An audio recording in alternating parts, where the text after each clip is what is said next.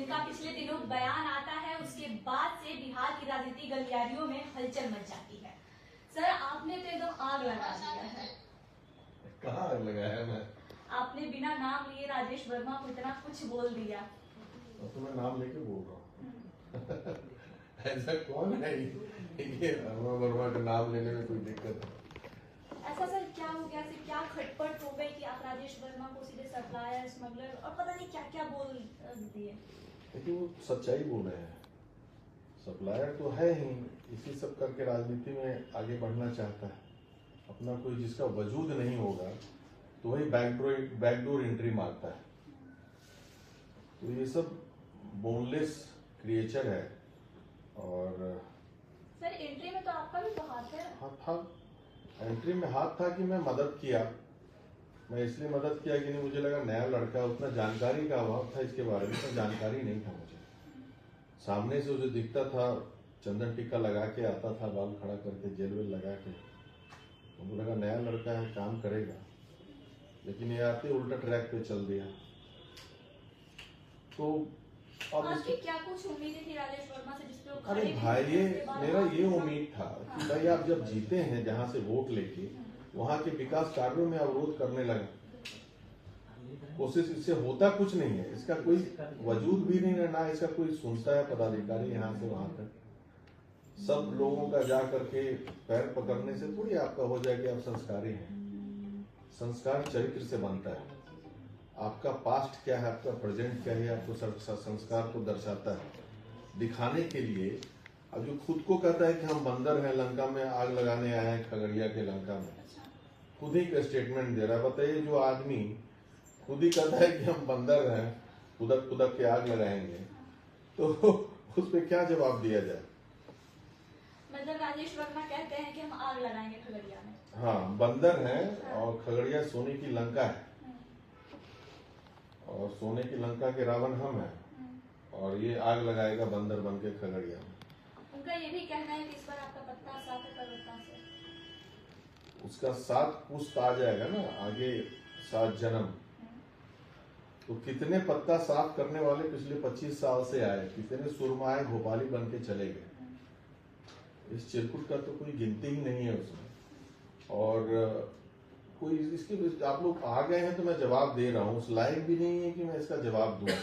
मतलब राजेश वर्मा उस लायक भी नहीं है कि डॉक्टर संजीव उनके लिए अब कोई तुलना ही नहीं है। आप लोग पूछ रहे हैं तो मैं बोल रहा हूँ, कि नहीं तो फिर कहेंगे कि आप चुप हो गए। तो otherwise he doesn't deserve it. मैं यही बताना चाह रहा हूँ कि इतना घटिया इंसान है जितना मैं जाना उसको। और सब काली करतूत में वो माहिर है, सब तरह के काली करतूत। सप्लायर को आप समझेंगे क्या सप्लाई करता होगा? सप्लायर में सर बहुत तरीके के लोग होते हैं। तो एक स्पेसिफिक, हाँ, किस तरीके का सप्लायर है?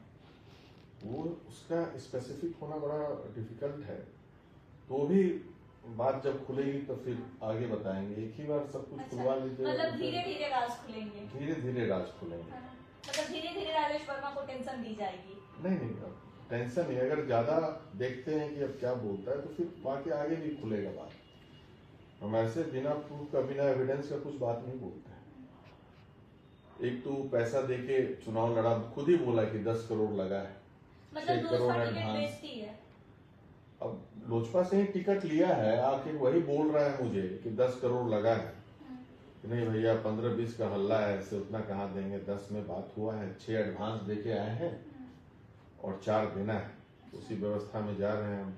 सर, ये कहीं ना कहीं पार्टी पे एक बड़ा आरोप है कि लोजपा 10 करोड़ में टिकट बेची है राजेश वर्मा को। तो उसी से पूछिएगा ना। तो लोजपा के लोगों से जाके पूछिए, राजेश वर्मा से पूछिए, तुम किसको पैसा दिए, पूछिए उससे। और तो उसमें कोई गुण है नहीं टिकट लेने का। टिकट आप वहां से यहाँ क्यों लाए? यहाँ रेणु कुशवाहा जी भी थी, जो प्रबल दावेदार थी, उनके नाम भी थे, मंत्री रही हैं, अपने कास्ट के नेता भी हैं वो, और बहुत दिनों से हैं, सांसद भी रही हैं, 2 बार एमएलए मिनिस्टर रही हैं। उनका टिकट काट के उनको क्यों मिला? तो बहुत सारा रीजन है। तो मैं मदद भी किया, चलो मिला तो चलो ठीक, हमसे पूछा गया, हम एकदम करेंगे। मैं एनडीए का कैंडिडेट है, करना ही है। मतलब एनडीए से देखिए, मोदी जी के नाम पे वो चुनाव जीता। उसका अपना कोई पहचान नहीं है, ना कोई क्षेत्र में पकड़ है, ना कोई आदमी मिलता है चलने के लिए उसको। मेरे बारे में कहता है 20 गाड़ी का काफिला से चलते हैं, उसको कंफ्यूजन है, 20 नहीं 50-50 गाड़ी के काफिला से चलते हैं। जनता है कर दिया मैं कि बुलेट प्रूफ गाड़ी से चलते हैं। अरे भाई बुलेट डरपोक है, कुछ कुछ बोलता है, अब साइकोपैथ हो गया है, फ्रस्ट्रेटेड हो गया है। तो भाई बुलेट प्रूफ गाड़ी से तो नरेंद्र मोदी भी चलते हैं, मुख्यमंत्री भी चलते हैं, इसका मतलब सब डरपोक हो गया है। तो ये मतलब आपसे कोई जाति दुश्मनी है क्या, कोई पर्सनल? नहीं, पर्सनल क्या रहेगा, हम तो उसको मदद किए हैं। पर्सनल क्या रहेगा, वो कुछ लोग उसको बेचारे को गुमराह कर दिए, वो बर्बादी की कगार पे आगे बढ़ गया। वो तो पहले बना करके मिल मिला के चलता था, लेकिन एक दो लोग उसको ले डूबने में लग गए हैं, तो उसी में लगा हुआ है। जब डूबना है, जब नाश मनुष्य पे छाता है, पहले विवेक मर जाता है, वही उसके साथ हो रहा है। अब परवत्ता में जाके कहेगा कि हमको, और भाई परवत्ता तो छोड़ो, हम जहां से लड़ेंगे चुनाव जीतेंगे। भगवान के अलावा कोई सब चिंदी पिंदी मुझे कुछ नहीं कर सकता है। मैं तो बोला कि अब तुम आना भी नहीं हमारे चुनाव में प्रचार के लिए, तुम्हारी जरूरत ही नहीं है। जनता वोट करती है, और जनता के लिए मैं पुराना नहीं हूँ, एक 23 साल से मैं राजनीति में हूँ, तो इस सब का कोई औकात ही नहीं है। पॉलिटिकल कोई इन लोगों का स्ट्रेंथ नहीं है। ये सब एनडीए के नाम पे जीता है, तो अपना कोई ना वर्तमान है, ना भविष्य, ना भूत है इन लोगों का। मतलब डॉक्टर संजीव को इतना कॉन्फिडेंस है कि कहीं से भी टिकट मिले हम जीतेंगे? तो जीतेंगे तो जरूर नहीं, इसमें कुछ सोचना है। पर्वता की जनता जीतेगी। 5 बार पिताजी जीते, 6ठी बार हम जीते, उसके बाद भाई भी जीते मेरे, तो सर, जीतना तो आपने सुनिश्चित एक है। और आरोप लग रहा है कि आप दबंगई कर रहे हैं, पत्रकारों को पिटवा रहे हैं। ये हास्यास्पद आरोप है। एक वही पत्रकार इसके पहले वाले सांसद को लेकर डूबा, अब इसको भी लेकर डूबेगा।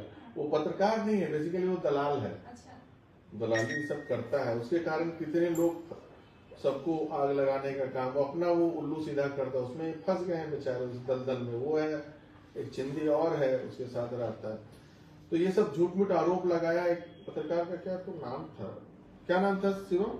सर कोई चौरसिया, रविकांत चौरसिया का बिल्कुल। अब वो आरोप लगाया कि हमको चप्पल से मारे बंद करके, जूता से मारे, फिर बोला कि चप्पल सुंघाए, थूक चटवाया है। अच्छा। अब बताइए, फिर पिस्टल दिखाया, फिर बोलता है कि मेरा पर्स ले लिए। आपके पास इतना फुर्सत है? सोचिए ना, इतना है फुर्सत। आप तो कब से आ रहे हैं मेरे पास? हाँ। आप कभी देखे हैं मिसबिहेव करते हुए आप नहीं, किसी के साथ? आज तो मतलब इतने लोग हैं, मैं बहुत बार अकेले भी आई हूँ। अकेले भी आए हैं आप?